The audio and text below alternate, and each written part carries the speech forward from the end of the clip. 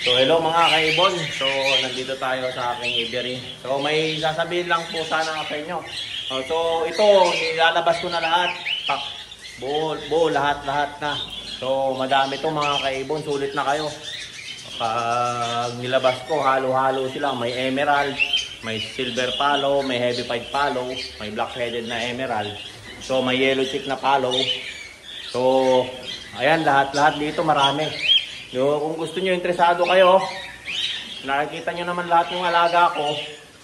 So ayan, napakarami sila.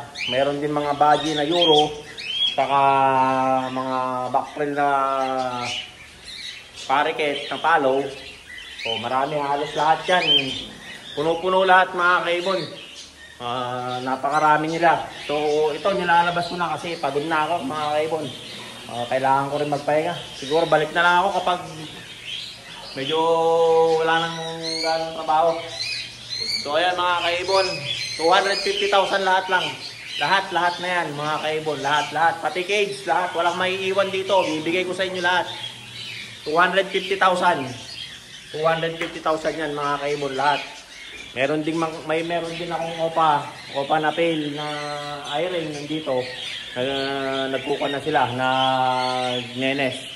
So lahat yan, madami to mga kaibon. Kung interesado kayo, PM nyo ako. Then visit nyo lahat, 250,000 lang. So ayan mga kaibon, madalian lang to. Ilalabas ko na lahat yan para makapagpahinga rin ako. So ayan mga kaibon, nakikita nyo lahat ng nakikita nyo sa post na magaganda, nandito lahat yan. Nandito lahat sila, nakaset up sila lahat. Mga high mute na ibon. Wala mang hindi high mute dito. Hindi lang siguro high mute dito, pero split sila ng palo, kundi split ng emerald at split ng silver.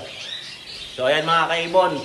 So PM nyo na lang po ako sa mas madaling usapan kung gusto nyo i-visit.